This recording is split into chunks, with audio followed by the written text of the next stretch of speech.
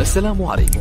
لا تنسوا الاعجاب بالفيديو والاشتراك في القناة. There are so many people that are working all day long doing something that is deeply unsatisfying and almost painful to them. Yeah, soul killing. Soul killing. They're stuck in traffic all day, and then they're stuck in a cubicle after that. They relish the time to take a shit in the bathroom and look at their phone. I mean, they literally do that. That's a highlight of someone's day.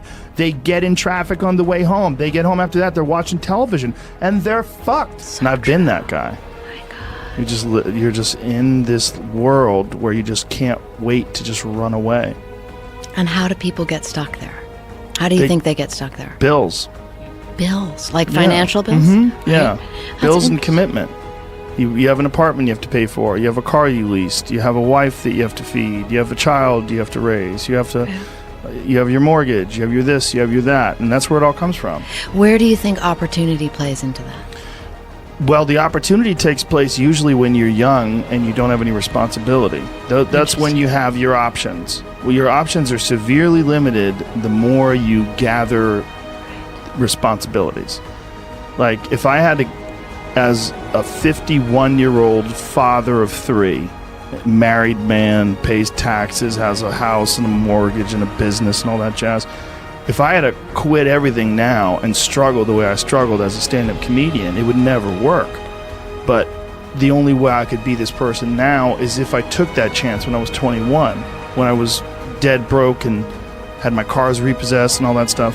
That's the only way you ever get where you want to go. You have to take a path that's dangerous. Everyone has a different personality. They have different interests, different things that they would be really satisfied pursuing. That's not encouraged. What's encouraged is go find a job. What's encouraged is go find some place that you can shove yourself into. Go find a square hole that you can stick your round peg and just fucking jam it in there and shave down the top and the bottom so you slide in with all this extra space on the sides and feel like shit for the rest of your life because you need a job, because you're in debt, because you have credit cards, because you have student loans, because that's what everybody does. And so you do it too. If you make furniture for a living, and you feel a great satisfaction out of that, and you sell that furniture, look, man, making furniture feels good.